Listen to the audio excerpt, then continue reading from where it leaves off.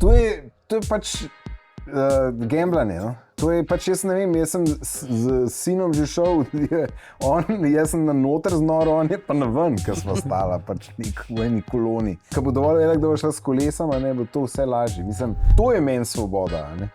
Ker se res samo od sebe odvisen, mislim. Zdaj, če je bila še infrastruktura dobra. Podatki kažejo, da je 50% voženj z avtomobilom v Sloveniji krajših od 2 km. In če vprašamo ljudi, zakaj ne kolesarijo več, je prvi odgovor vedno percepcija ali pa realnost, da ni dovolj varne in udobne kolesarske infrastrukture. Cilj mora biti, da se bo nek 8-letnik dobro počutil, pa varno, pa bo lahko šel s kolesom. Da bo neka 75-letna ženica brez težav šla na kolo, brez da bo živčna, na nas se obračajo, kdaj kakšni starejši kolesarji, da jim je ratalo vse skupaj preveč kaotično, preveč nevarno, da se ne počutijo v redu.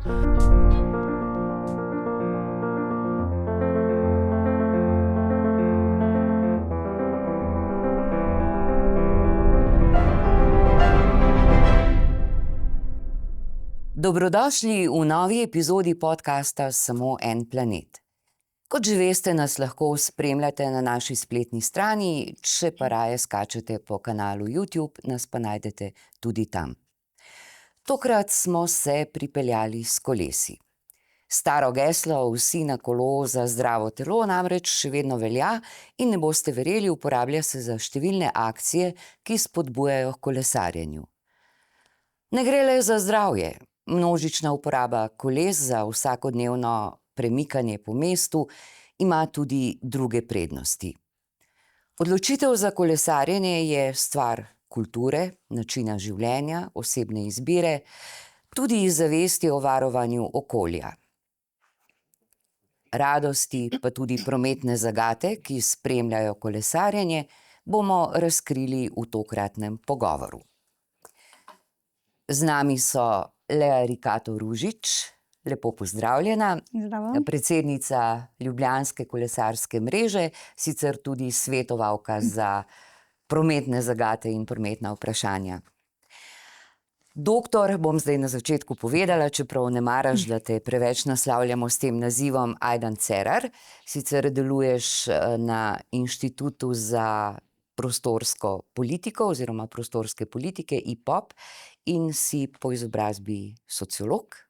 Ja, urbani sociolog in največkrat se srečam s prometom ali pa kolesarjenjem, ker je pogosto moja naloga vključevanje javnosti, torej pojasnjevanje teh prometnih zadev v splošni javnosti. Splošna javnost nas bo v temle podcastu gotovo z zanimanjem spremljala. Jože Robežnik je naš tretji gost. Jože, lepo pozdravljen, ti si televizijski voditelj, ustvarjalec video vsebin in še marsikaj, predvsem pa navdušen kolesar. Po srcu predvsem kolesar. Torej, tvoje srce je kje? Na balanci, pri sedalu, spredaj, zadaj, se premika glede na okoliščine? Ja, kot športnik si želim, da je čim nižje, da je težišče čim nižje, ampak ja, rad tudi skočim s kolesom. Moje srce je, dejansko lahko rečem, da imam rad vse načine kolesarstva.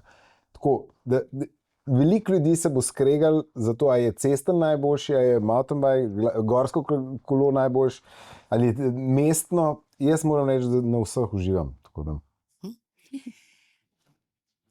Spomnila sem se, popevke je bila zelo popularna, tako po mojem že skoraj 20 let nazaj. V Pekingu je 9 milijonov koles. Ne vem, če se kdo od vas spomni, mislim, da je bila velik hit. Katie Melua, potem je še Prince posnel svojo verzijo. Skratka, komad, ki so ga prepevali po vsem svetu. V Sloveniji koles še nismo prešteli, ne? Ali vemo približno, koliko jih imamo? Mislim, da smo jih, ne? Ste? Nekaj približno imamo. Mislim, da jih je večkrat avtomobilov, no, sigurno. Mislim, da jih je... A ni bilo nekaj iz tiste ankete od statističnega urada, 1.600.000, nekaj takega, tako, nekaj so ocene. Skratka, kar visoka številka, ne? Ja, v bistvu smo, mislim, da smo bili eno leto, ko so v Evropski kolesarski federaciji gledali podatke o prodanih kolesih, smo bili prvi v Evropi po prodanih kolesih na prebivalca.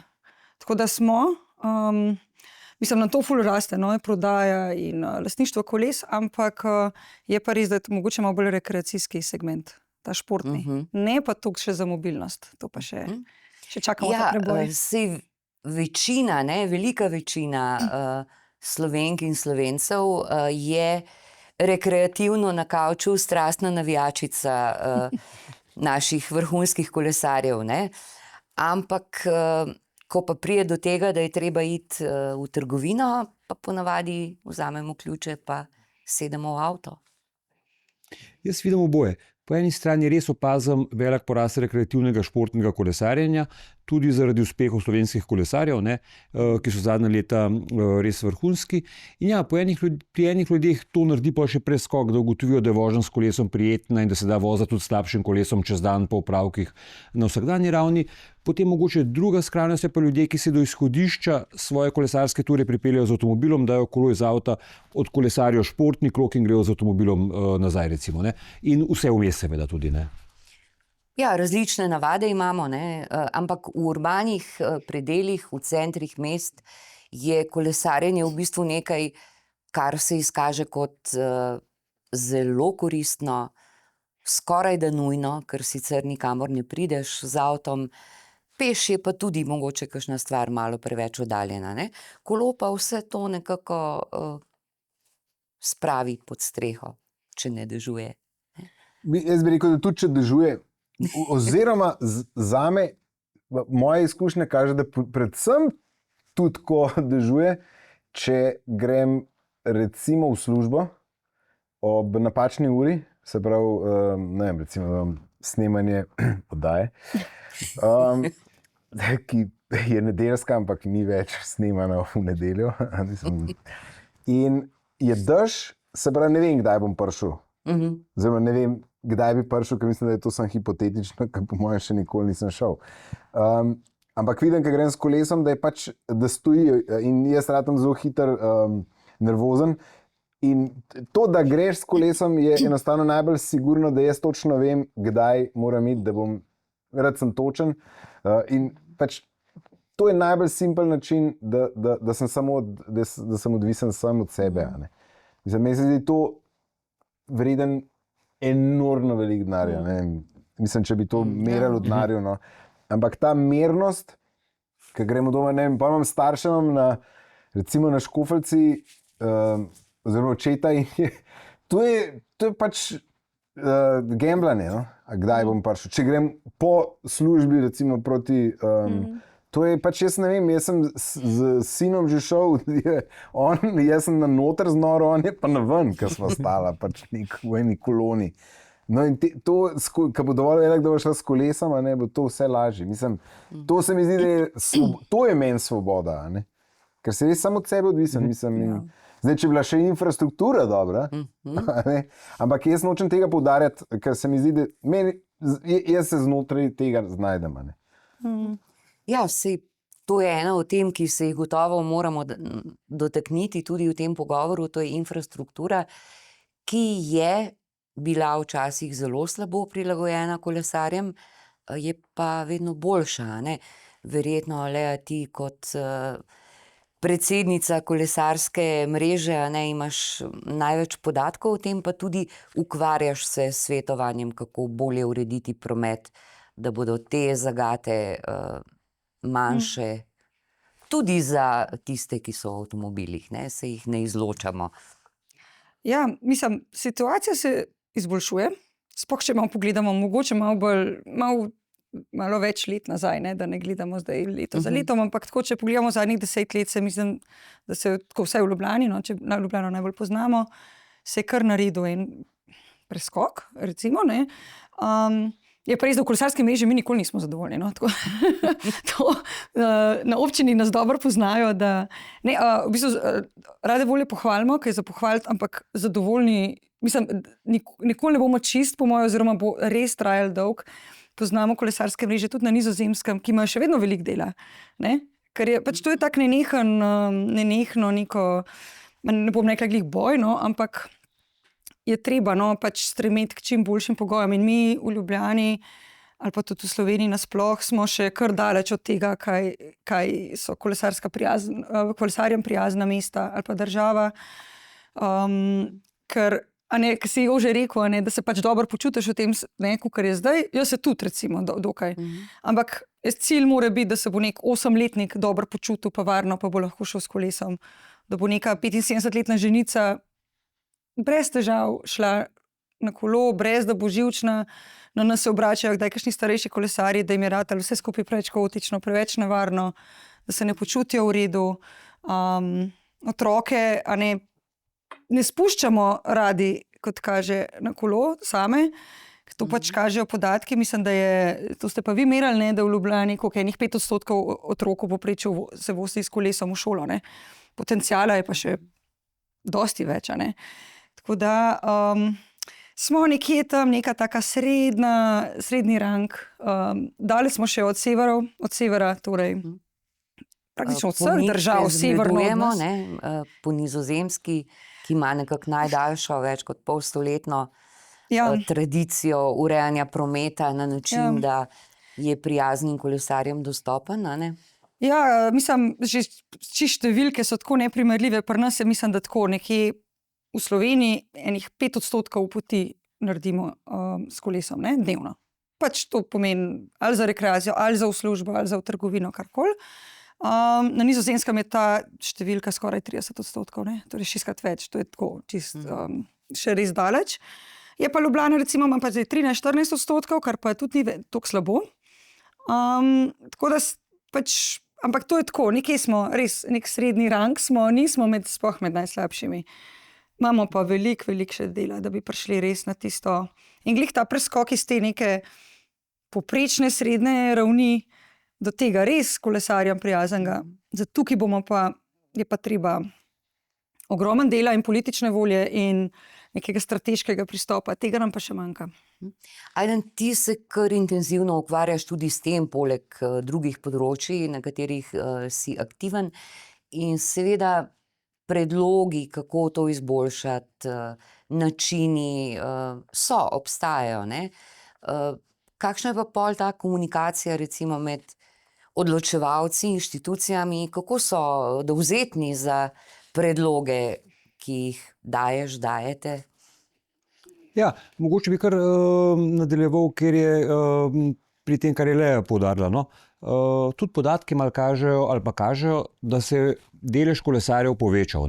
In jaz mislim, da to tudi malo posledica tega, da se tudi infrastruktura izboljšala v zadnjem času, da je to že en znak, da z boljšo infrastrukturo prideš do tega, da je več kolesarjev. To mislim, da je zelo v redu. Hkrati je pa bistveno še vedno to, da ogromen potovanj, voženj, ki jih opravimo z avtomobilom, so v bistvu voženj na kratke razdalje. Podatki kažejo, da je 50% voženj z avtomobilom v Sloveniji krajših od 2 km. In če vprašamo ljudi, zakaj ne kolesarijo več, je prvi odgovor vedno percepcija ali pa realnost, da ni dovolj varne in udobne kolesarske infrastrukture. In zaradi tega je ključno, da še naprej izboljšujemo infrastrukturo, da večji del teh kratkih potovanj, ki ni treba, da se opravijo v večini primerov z avtomobilom, prestavimo na kolo, ker na ta način je tudi za avtomobiliste dobro v končni fazi, ker na ta način sprostimo cestno infrastrukturo tistih potovanj, ki so kratka in se jih da opraviti tudi na druge načine. Hkrati pa mislim, da je zelo pomembno tudi ambiciozno razvijati to infrastrukturo zaradi električnih koles. Slovenija je razpršeno poseljena in del potovanj je tudi daljših, dolgih 5 km, 10 km. In to so pa razdalje, ki se jih dosti enostavno prekolesari z električnim kolesom, vendar pa rabaš infrastrukturo, ki preseže raven mesta, tudi ven iz mesta, povezati z okoliškimi naselji in tako naprej. In mislim, da imamo tukaj še velik manevrski prostor in da na eni strani ga je treba naslavljati z ambicioznimi, udobnimi, varnimi, v prvi vrsti varnimi ukrepi v smislu zagotavljanja kolesarske infrastrukture, v drugem smislu pa tudi z veliko komunikacije, kampanjami in tako naprej. Zdaj recimo kampanja Polni zagona, ki promovira kolesarjenje v službo, ampak tudi kampanje, ki promovirajo kolesarjenje v šolo in tako naprej, so na drugi strani pomembne, da ozaveščajo in popularizirajo kolesarjenje. Zdaj na teh površinah, ki so namenjene tudi kolesarjem, bom rekla, imamo vsaj 3 skupine ljudi, ne? Imamo pešce, imamo voznike in voznice električnih skirojev, ki so tihi, hitri, pridrvijo ti izza hrbta in se hitro umakneš, da te ne podrejo, ne? In potem imaš kolesarje, ne? Kako sobivajo te tri skupine, ker so zelo različne, a ne? Njihove hitrosti so zelo raznolike. Kako urediti to? Verjetno se ukvarjate s tem vprašanjem sobivanja različnih hitrosti na isti površini. Jaz sem že enkrat delal neke videe na to temo in za AVP in delali smo podobno to princip, tudi je sponzoriral en gumar in logika je v resnici tako, ne, da zdaj mi kolesari, jaz sem tudi že doživel, oziroma sem velikim sokolesarjem težil po Stari Ljubljani, prijatelj, da pa mi da bolj počasiti, ker ni ok, da ti en takole pripelje, ker se ti sprehajaš, seveda vse se spremlja, ker sem imel majhnega otroka, ne, pač, in to ni ok, da ti nekdo strah te, ne, in začneš opažati, ker si ti seveda, če je peš cona, pa če imamo mi recimo v Stari Ljubljani je nekako dovoljen s kolesom iti, ne, kaj razen, ne vem, na Nazorju so me že vstali, No, pa te ne bi smel. takrat je še ni bilo še to. Ampak je kolesarska, oziroma je peš cona, kjer je dovoljen kolesar. Sej, ne, v Kopenhagnu se spomnim, nihče tam ne kolesari, ampak je zraven res velika. Pa dobra alternativa. Ja, ampak čisto vzporedno, seveda. In je treba se zavedati, da takrat, če si ti kolesar, ti ne zdaj, ker te en kombi prej čist natesen, prehitu, ne ti zdaj naprej pešca maltretirati. Mislim, se mi zdi, to je zelo pomembno. Drugo je tudi, da pač, če tam za Mohoriča oziroma Pogačarja kogarkoli navijaš, pol ne moreš preveč natesen prehitevati na tehle ovinkih. Se pravi, vedno moraš gledati na šibkejšega. Zdaj, to je neka stopnja, po mojem, razvitosti glave. In zdaj, skiro, težko je reči, da zdaj to moramo prepovedati. Čeprav tako misel, čeprav lahko osebno nekdo tako misel, ampak tudi ne, zakvaj, mislim, brez veze, ampak se mi zdi, je treba tukaj in pol spet na kolesarski, pač ne moreš peš posred hoditi. Jaz mislim, da enih teh pravil kot družba se načeloma držimo glih zato, ker nam je pol lažje. In zdaj pridemo do ključnega problema, kako to skomunicirati. Zdaj mi tukaj očitno se strinjamo v tem. Ampak to je brez veze, da si mi drugemu to, to pa dobro reš. Največji problem je, da to poveš nekomu, ki še ne misli tako. Zdaj, kako bi, to je zame največje vprašanje tukaj. No, to nalogo dajmo kako bomo koga izpolniti. prepričali? Mislim, ne vem, jaz mislim, prva stvar je, zato sem prej malo to, da ne bi bentil čez infrastrukturo, čeprav vem, da ni optimalna, ker vem, ker tam ga teram v center že nekaj časa in vidim, kje so težave, kje ga mačka primem, čeprav je na kolesu. Se pravi, eno je to, da ljudje morajo dobiti izkušnjo, da je voziti se ta 2 kilometra, če rečemo, da je to naš začeten cilj, da je to lušten, da je to fajn. Ampak recimo, jaz sem odraščal na Škofeljci, jaz mislim, tam še zdaj ni to lušten. Se pravi, če je tam zraven je pločnik, vse ostalo je pa od enega, ki je malo nervozen, ker je zdaj že 20 minut v koloni vozil iz Ljubljane 10 km. In pač nima tam prostora nihče voziti.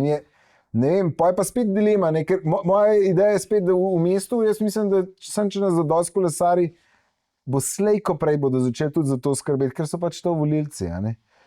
Ampak tam na podeželju recimo je pa že težji omogočen. Mislim, mi se znajdemo lahko po unih ulicah, ki so usporedne, pa so malo zaprte, so malo stran, pa se mi se da poiskati pot. Tam pa ne vem, tam bi pa dejansko mogla biti infrastruktura prej. Preden boš ti, mislim, ne bom zdaj nobenega potunkal, ampak gleda vlak, nekdo iz moje družine, prazen. Prazen vlak. Kdo se vozi? Najprej mora biti vlak, da bo šel kdo gora. Jaz sem res, kar sem lahko, sem dojel, če mi smo zraven vlaka, A pol ugotoviš, da dva vlaka sta ful skupaj na 7 minut, pa 1 uro pa pol noben. Pač pol ne moreš pričakovati, da bodo polni vlaki. Morajo najprej vlaki se voziti, da bodo se nafilali. Ne vem, zdaj sem malo... Zdaj si vključil še komponento javnega prometa, ne, v smislu javnega prevoza, Vse za pokombinirati. ki je tudi zelo pomemben del, ne, naše mobilnosti in nam lahko pomaga, da premagujemo razdalje, brez da bi se vozili ta 2 kilometra, ki jih danes omenjamo. A ne? Isti princip je v resnici ali za kolo ali pa za javni prevoz. V resnici je tako, ljudje bodo to uporabljali, če bo to privlačno, če bo časovno učinkovito, pri kolesarju ne posebej, mogoče ta varnostni vidik, ne, pomemben, ampak na koncu smo ljudje dokaj racionalna bitja, v smislu, probamo racionalno razpolagati svojim časom in pač dokler so te alternative, ne, javni prevoz ali pa kolo, ne vem, ali neudobni, ali neučinkoviti, ali nezanesljivi, ne, to, kar je pri javnem prevozu dostikrat očitek, potem težko prepričujemo, ne, in lahko delamo kampanje in tako, in potem tam bomo mogoče zajeli kakšne, ki so malo bolj ozaveščeni ali pa nimajo alternative, ampak te, ki jih pa res hočemo iz avtomobilov privabiti, to so pa res mase ljudi, koliko je to, 120-130 tisoč ljudi vsak dan, ki pride z avtom v Ljubljano, recimo, ne, to je ta nek potencial, ki ga gledaš, ne,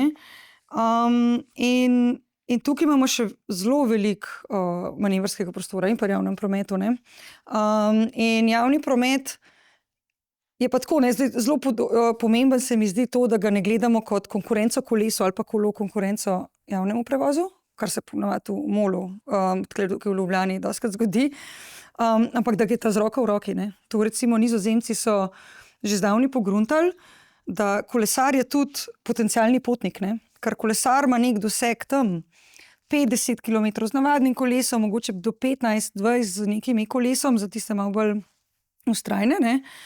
Ampak za daljše poti pač moraš javni prevoz potem uporabiti. In kolo tukaj pride kot idealno sredstvo, da ti dostopaš do postaje, pa od postaje naprej, ne. In je za ta kombinacija kolesa kot, ne, za ta first and last mile, ne, se reče, in potem za daljši del, da uporabiš vlak ali avtobus. In oni recimo, ne vem, na Nizozemskem je polovica potnikov pride do postajališč javnega prevoza, oziroma tukaj konkretno do železniških postajališč s kolesom, ne. In so to ugotovili, ne, da to gre z roko v roki, ne, in oni imajo izposojo koles na tisoče koles, je to po celi državi, je prav njihove nizozemske železnice skrbijo za sistem izposoje koles. Tako kot so naši, ne vem, bicikli, ampak oni imajo prav na železniških postajališčih, ne, ogromne garaže, kjer lahko parkiraš kolo za 124 ur in podobno.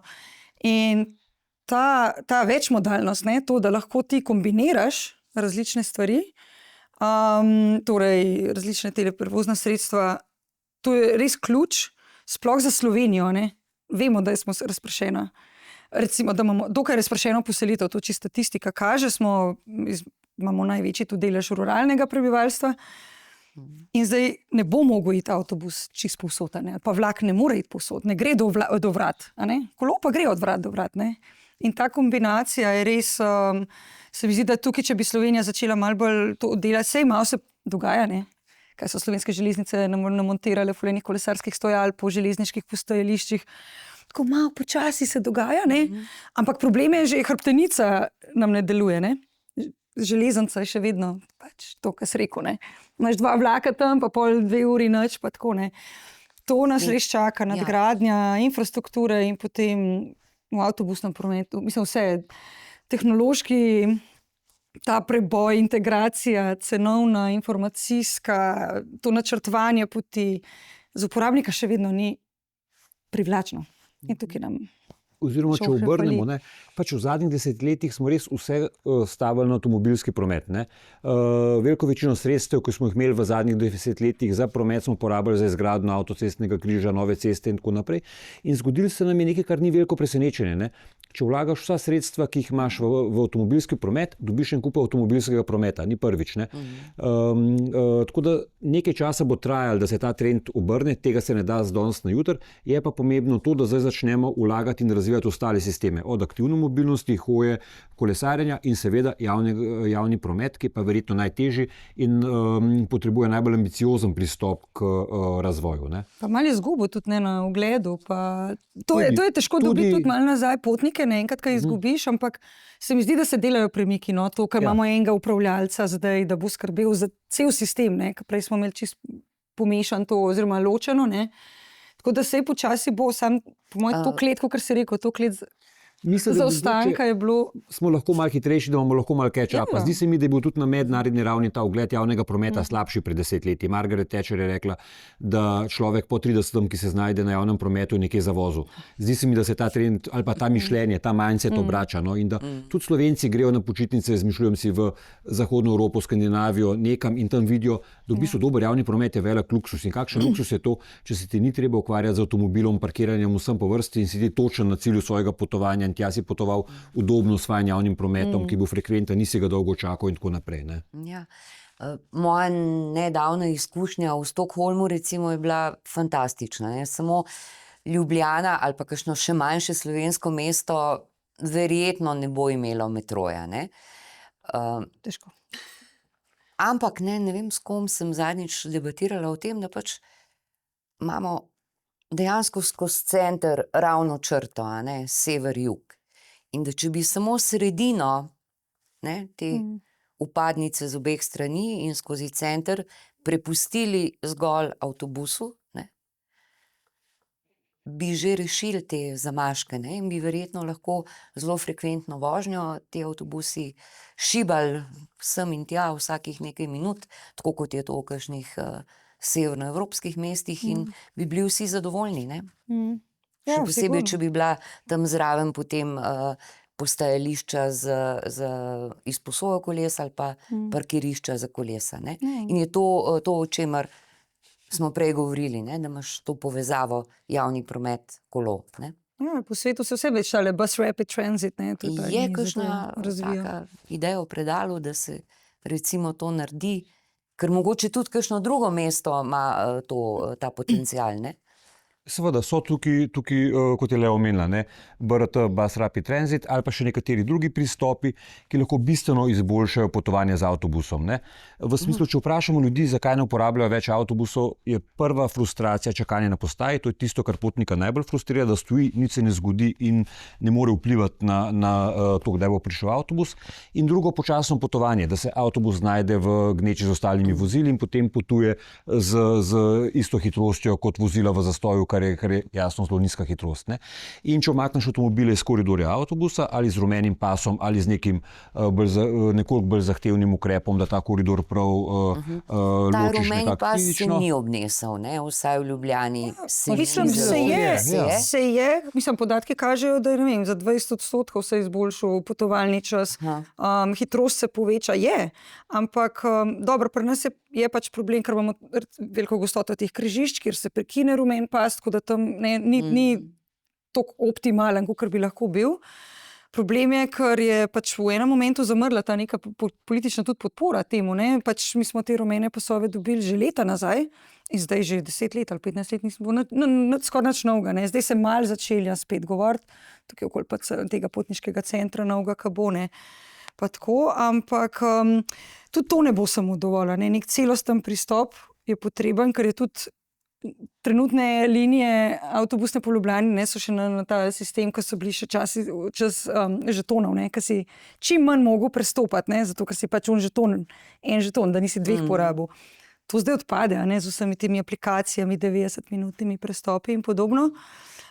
In je tudi to treba, v našem podjetju se nekaj ukvarjamo z nekim, zdaj se študijo za LPP, tako da mogoče se malo zadeve premikajo, ampak je pa potrebna, jaz vidim predvsem to, da se pač sploh prepozna, da to mora biti prioriteta, pa da to je, da trenutno ni v redu. Jaz se spomnim, ko so bile pač volitve, predvolilni čas takrat za župana, za Ljubljane in vsi so govorili, kako pač ni ustrezan javni promet, pa to ne. Trenutni župan je pa trdil, vse je v redu, ne? Pač izboljšali smo, imamo nove avtobuse in podobno, ampak in to je problem, da se ne vidi, da je treba izboljšati, pač trenutno ni optimalno, ker tudi podatki kažejo, število potnikov pada. In je treba to sistemsko in resno pristopati, ne samo malo rumene barve, po ne vem, neki upadnici še ne bo rešil, no, je treba kar pač. Ima pa še velik manevrski prostor, ne? Ja, v absolutno. smislu, le pomagaj mi ti boljše te številke, ampak po voznem pasu, koliko je 1000 avtomobilov na uro pride recimo v nekih idealnih razmerah. Še malo več, Ampak od zasedenosti avtomobilov v Ljubljani je koliko 1,3 ali pa nekaj tasga, kar pomeni, da govorimo o voznem pasu, da na uro lahko v mesto pripelje 1500 ljudi ali pa nekaj tasga. Rubeni pas z visoko frekvenco javnega prometa med 5 in 10 tisoč recimo. Ne? Torej, če naša naloga čim več ljudi v jutranji konici pripelja do mesta, je logično pač rumeni pas veliko bolj učinkovit in po rumenem pasu lahko veliko več ljudi pripeljamo v mesto. Ne? In ta teza, zdaj pa avtomobili zraven stojijo. Avtomobili niso tako važni, važni so ljudje. In en kup ljudi gre mimo avtomobilov v mesto hitreje po rumenem pasu in bistveno več kot jih tam dejansko v tem zastoju, ki zgleda na prvi pogled ogromen zastoj. Res tam sedi noter v avtomobilih, ker kot rečeno, zasedenost avtomobila je nizka in prostorsko je to zelo potraten način prevoza, ne? Če okrog vsakega človeka nekaj metrov prostora. In če se probamo vsi z avtomobili voziti, nam v končni fazi enostavno zmanjka prostora v mestu. To je matematično nemogoče. No? Imamo pa še to prednost Ljubljane, ne? Poudarjam še to. Ljubljana ima 5 železniških krakov, ne? Ki vozijo direkt v center. Ne? To je ogromna prednost, ne? Da imamo to zvezdasto strukturo, tudi urbanistično, ne? Kako je bilo zasnovana Ljubljana.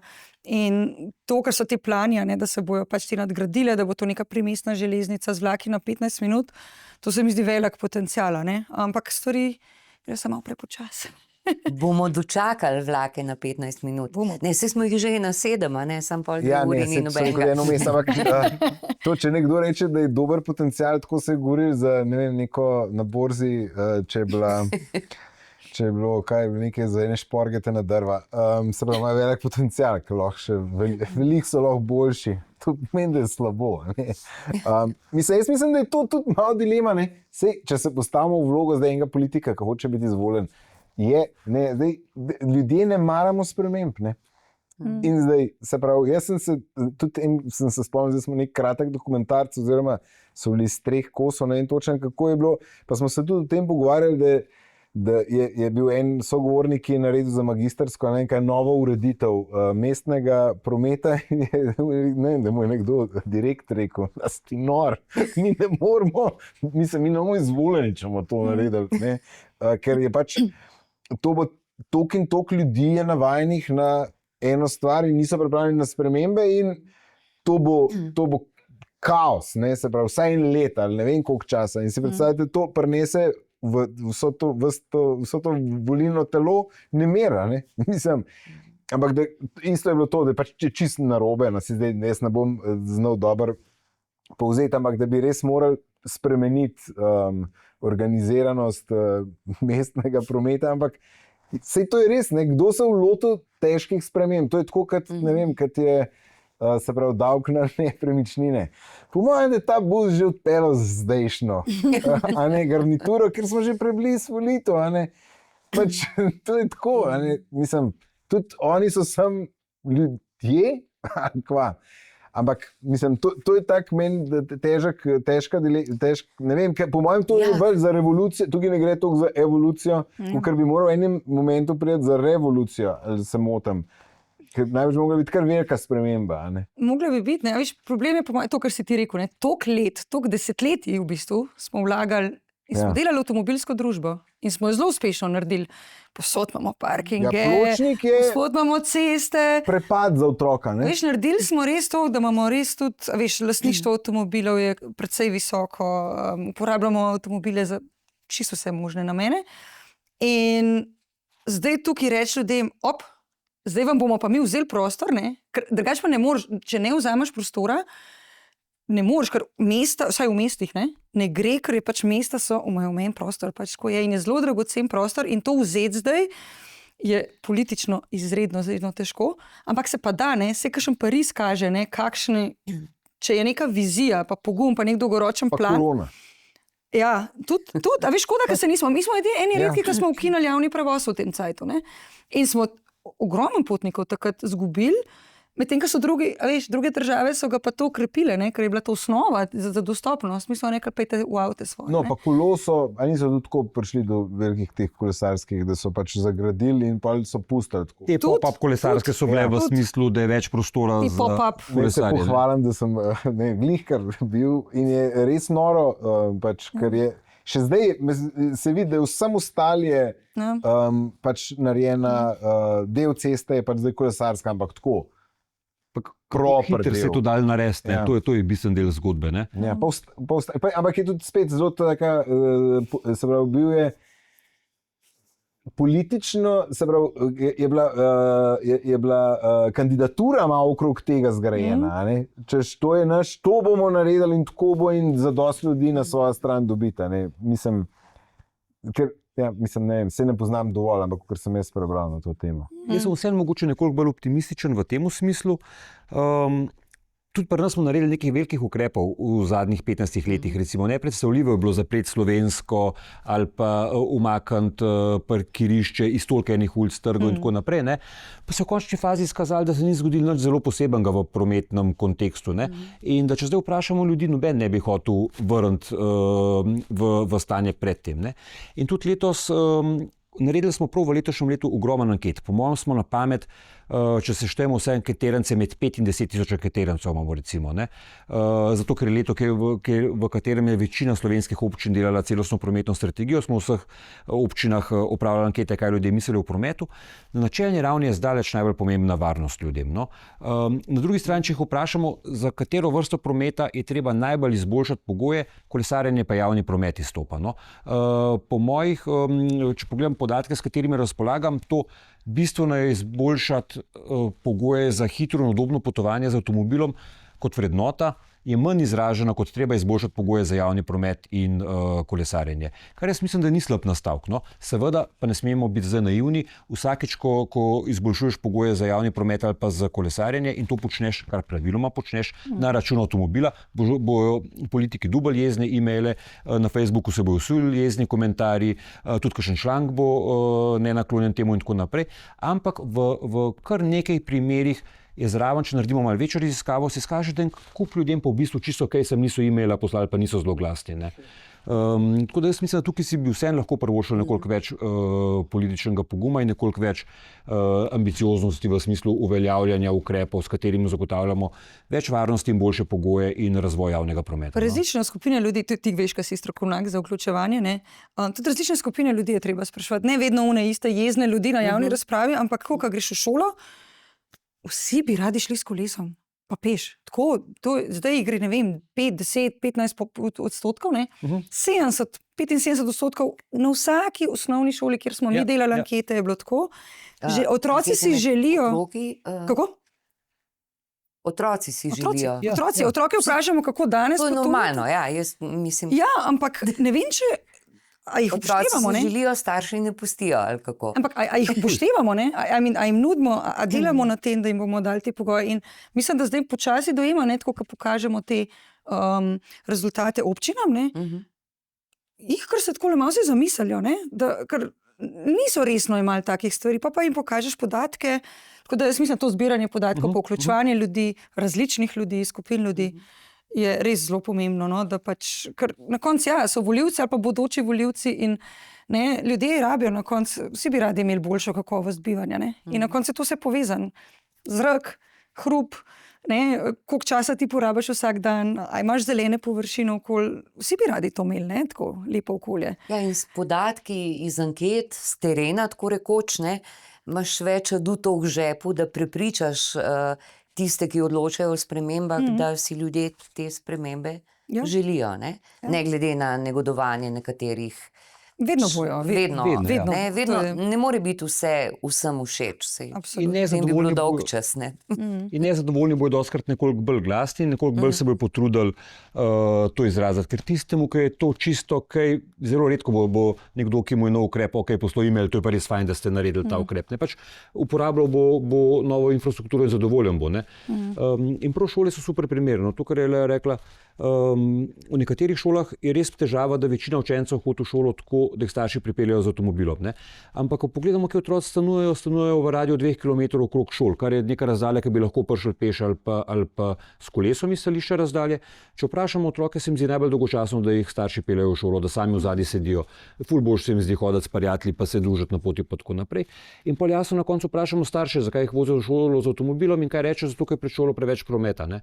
Pri tem, da je več kot jasno, da pred začetkom šole ni nobenega drugega prometa kot starši. Ne. In dosti imamo enih takih zaciklanih situacij, če lahko tako rečem, no, ki jih je treba začeti spreminjati in pol na koncu, ja, se je nekaj imelo, ne, ampak ko naredimo anketo med starši, potem, ko smo izboljšali pogoje na račun avtomobila za hojo in kolesarjenje, jih je 70% s tem zadovoljnih. Ne. Kot si ti rekla prej, ljudje smo racionalni. Nismo, Dokaj. ne gremo z glavo, dokaj racionalni. Ne gremo z glavo skozi, izberemo rešitev, ki je boljša, ki je prijetnejša. In očitno po vsem tem, kar smo danes rekli, oziroma ste rekli, ni za obupati, ravno nasprotno. Ne? Ja, sigurno. Se kolesarstvo in potreba po javnem prometu je prisotna v precej velikem številu ljudi, tako da je, kaj ne rečem, prihodnost Sigurno. boljšega zraka v Ljubljani in manjše gneče in tudi v drugih mestih. Nismo kaj veliko rekli o drugih slovenskih mestih, ampak situacija je verjetno precej podobna. Maribor, Celje, Koper, Ja. Kranj in tako naprej. Ne, sigurno se to kaže kot tudi vse bolj pomembna tema. Meni se zdi, da se dolgo nismo pogovarjali o prometu, vedno je bilo samo pač, da dokončamo ta avtocestni križ. Ni bilo nekaj pogovora. Zdaj je pa to, tudi ne vem, ko so v politiki je to malo bolj vsem več pozornosti namenjajo temu, pa na lokalnih volitvah. Jaz sem to res prej pogrešala, ne vem. Ker sem jaz recimo živela v Angliji, je bilo promet, je bil pa tam, ne vem, za hitro železniško progo, to je bila glavna tema volitev, recimo te prometne teme, mislim, ena od glavnih je bila omenjena vedno, ampak tukaj pri nas je bilo pa vedno to tako nekako, in vidim, da je, mislim, da je tudi druga še, da pač smo v Evropski uniji, Evropska unija tudi to, v bistvu zahteva in tudi spodbuja, da gremo v to smer. Tako da vse te tudi razvoj, to, kar smo imeli s temi celostnimi prometnimi strategijami, pa ta evropska sredstva, ki so namenjena za kolesarsko infrastrukturo, za železniško, to tudi zelo poganja, to. In s tem se tudi malo, tudi mentaliteta odločevalcev spreminja počasi. Tako da jaz sem optimistična, in da se bojo naši otroci peljali na 15 minut z vlakom, pa da bojo šli lepo sami s kolesom lahko v šolo in podobno, ali pa v službo, potem, ko bojo večji. Je pa res, vsi hočemo videti hitrejše spremembe, ampak moram reči, jaz delam zdaj recimo 15 let v tem, pa je že kar dobra razlika, moram reči. Tako da je za biti optimist. Kaj pa praktične izkušnje oziroma vsakodnevne kolesarske izkušnje, lahko mogoče s tem zaključimo današnji pogovor, pa damo komu, ki nas bo gledal, še kakšen uporaben nasvet, kako se izogniti kaki zagati, recimo, je kakšna taka anekdota iz vaših, govorimo o tem vsakdanjih kolesarskih poteh, ne po hribih pa rekreativno kolesarjenje, čeprav Sveto, to zanimivo, ampak ostanimo pri urbanem, ker smo urejali promet, pa da zdaj povemo, kje nas najbolj žuli. Jaz bi rekel, recimo, zelo fino je kapca s šiltom, ali za sonce, pač če imaš špegle, ali predvsem pa v dežju. To noro pomaga, to je res ključna razlika. Se pravi, una balerina je lahko ta najcenejša, ki ima kapuco, se lepo usede na kapci, to je res game changer. To, jaz mislim, da je košarca ali une torbe za to, da če imaš nahrbtnik gor, da se ti ne nalima čez cel hrbet, če recimo toplo. To so relativno nizka cena nadgradnje kolesa, da ima to. Jaz mislim, da do 2 km je praktično vse in kakšno je kolo. Fino je, da je enkrat na let servisiran, že da une bremze naštimajo. Ogromen. Ja, no dobro, lej, če se ti skočaš, salto lahko narediš. Toliko je teh električnih lučk, baterijskih, da to ne sme biti težava. Še boljše, če je kakšen bolj modern dinamo, ker to je res perfekt. To se mi zdi, na kratko so nasveti, ker res spremenijo izkušnjo. Fajn je, da so, recimo jaz bi pri vseh izkušnjah rekel, da lahko šparaš pri kolesu, pri gumah ne bi.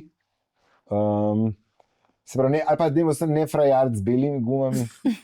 To se mi zdi velika razlika. Zakaj pa ne? Po mojem je več plastike noter, ne vem, nekaj je, ne prime. Jaz sem eno ovink sem imel, ko sem imel nove bele gume, sem skozi, ampak sem se naučil odbiti se z nogo. Ampak lepe pa so. Tako, točno. Se pravi, to bi rekel, to so taki zelo na hiter nasveti, pa seveda, če si lepo oblečen, ne v službi, če se zahteva, mora biti ta čim višja balanca in čim krajša medosna, oziroma oni imajo malo tako podrt od spreta, da pride relativno blizu balans, ta holandski sistem kolesa. To je za rekelc nujno. Jaz sem ugotovil, da se mi ni treba, da sem lahko malo bolj naprej, ker sem rad hiter. Meni se zdi, da tudi ne bi smel biti problem med 2 koles za po mestu. Ampak to je že moja osebna. Mislim, ker to zdaj govorimo, recimo, če smo že je par 100 evrov, se pa da tudi za cenej dobiti. To spremeni, to pomeni zdaj, to govorimo 4 do, ne vem, že 7 km, da je še čisto udobno. Do 2 km se mi zdi, pa lahko pa nekaj, ki se poganjaš. Iz prejšnjega stoletja, recimo. Ja. Jaz sem zdaj zelo hitro vam budno, ko sem.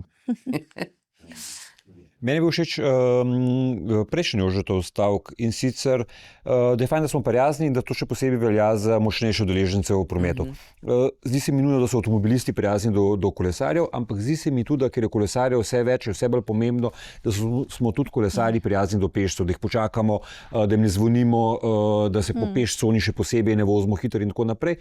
Drug del pa, da se ne smemo preveč ustrašiti jeseni, zime pa pomladi. Poznam kar nekaj kolesarjev, ko so taki poletni kolesarji, ampak kot smo začeli, največ kolesarjev na Nizozemskem in na Danskem, kjer imajo dosti slabše vremenske pogoje, pa jim gre čisto dobro.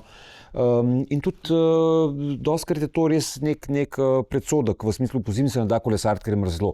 Ampak na smučanju so hitrosti približno iste, pa se nam zdi vsem čisto normalno, daš jakno gor pa kapo, pa greš smučati, pa ni nič posebenega. Tako da jaz mislim, da tudi to, da se pozimi ne da kolesariti in tako naprej. Seveda so dnevi, ko je težje, ko je lahko tudi kakšno polica, ampak v večini dni, če imaš bundo, pa anorak, pa še neke običajne opreme, kaj imamo vsi, se da čisto kaj kolesart. Jaz sem slišala pritožbe ne na račun mraza, ampak na račun tega, da so kolesarske steze zabasane s snegom, ampak ker je snega vedno manj, verjetno ta težava ne bo več tako pogosta. Ja. Jaz bi pa mogoče dala na svet tisti, ki pa sploh še ne kolesarijo. Kako se sploh lotiti, mogoče. V Angliji smo se dosti tem ukvarjali. Kako sploh enega prepričati, ker se, mislim, mogoče je tudi strah problem, Da mogoče, ne vem, namesto da bi šel nekdo, ne vem, v en ponedeljek zjutraj, zdaj pa grem v službo, pa bom probal. Mogoče ne gre probati to isto pot do službe, ali pa do šole, ali kamorkoli že gre. Nekaj mogoče za vikend, ker ni prometa, da vidi, mogoče sproba par različnih poti, da vidi, kako je, da se ne bo lovil prvič, sproba v lepem vremenu, da si ne da zdaj cilja, zdaj bom pa kolesaril 5 dni na teden, tudi v dežju, ker to včasih odbije ljudi, da mislijo, da zdaj pa smo mi vsi taki ekstremisti, ki kolesarimo v kakršnih koli pogojih, ampak da začneš, koliko je za vse stvari v življenju, ker to je sprememba navada, tako da tudi, če začneš hujšati ali pa začneš teči ali pa neki imaš cilj v življenju, rabiš take postopne cilje, pa mogoče nek zgled ali pa neko družbo zraven, da mogoče enega sodelavca zraven, pa ki ste na isti poti. In In polka to pač doživiš, ne, to svobodo, ki si rekel, to svobodo, pa tudi zadovoljstvo. Ne, tudi to, kar prideš bolj nekako čistih misli v službo ali pa kamorkoli, pa točno, pa brez te nervoze.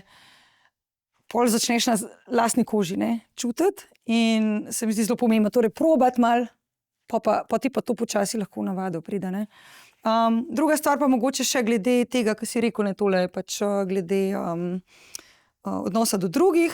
Čisto mogoče za lastno varnost, meni se zdi res toliko pomembno, da ne predpostavljamo, za lastno varnost, da ne predpostavljamo, da imamo absolutno prednost.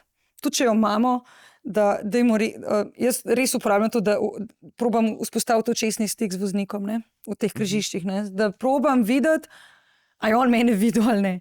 Ker doskrat, ker te ne vidijo in raje se jaz predstavljam, ker pač meni ne bo nič pomagali, da sem imela prednost. Vse se pol jezim, če mi ne ustavijo pa tako, ampak če je v redu tudi, mislim, da se nekdo ustavka, se ti sploh ne bi rabil dvigant roko, nasmehance, to se mi zdi res tako neko pozitivno obnašanje glede do drugih, se mi zdi zelo pomembno, ali pa do pešcev, ali pa do kogarkoli, ali pa do enega kolesarja, ki se je, tako da to, taka dva, se mi zdi mogoče, ena taka nasveta. Mislim, da pa to. Jaz tudi skozi pozdravljam, zato, ker se mi zdi, da mačkam nižamo pol ta prepad med kolesarji pa avtomobilisti. To se mi zdi genialno. Pa, mislim, jaz bi celo drugače rekel, eye contact, se pravi, to sem pri motoristih nekje prebral. Pač obnašati se moraš, kot te vsi hoče ubiti. Ja, sej. Pač, tako je. No? Tako, nikoli ne smeš res predvidevati, da se imam prednost, pa se me vidijo. Ja, ne gre. Ampak, ne, to sem hotel še dodati, da je to res... Ne, se je, ker pač, mislim, moramo se zavedati, na koncu v prometu sodelujemo ljudje in ljudje delamo napake. Zato tudi mi v kolesarski mreži toliko poudarjamo vse in ta pomen infrastrukture, ker pač proba tudi zmanjšati posledice teh napak. In to zanašanje, se bojo ljudje vedeli, se bojo obnašali pravilno, se bojo upoštevali pravila, se vejo, se so naredili vozniški izpit, pa se, ali pa ne, se so bili na kolesarskem izpitu, se vejo CPP, pravila, vse te stvari. Ampak na koncu delamo napake povsod in to tako vedno bo. Tako da moramo res to tudi okolje narediti tako, da bo to sobivanje in ta varnost nekako zagotovljena. Tudi zmanjševati motorni promet in ga upočasnjevati. To je pač ključno. Prav zaradi tega, ker pač del napak se bo zmeraj zgodil in da bo posledice teh napak pač čim manjše. Čim manjše, tako.